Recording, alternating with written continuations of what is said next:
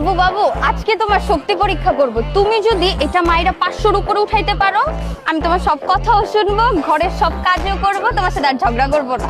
কিন্তু যদি তুমি এটা না পারো, আমি তাহলে আমার বাবার বাসায় চলে যাব। কি বলো, এটা 500 উঠাই তুইব?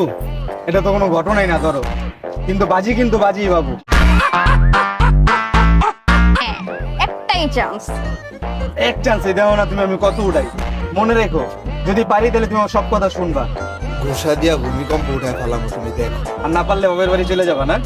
ঠিক আছে, দেখো তুমি।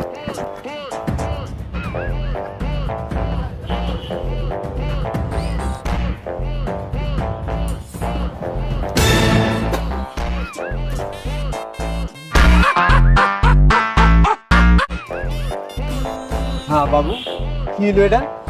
একও তো উঠলো না।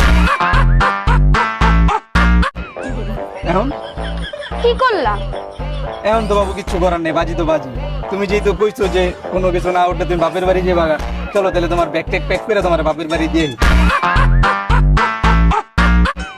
আও।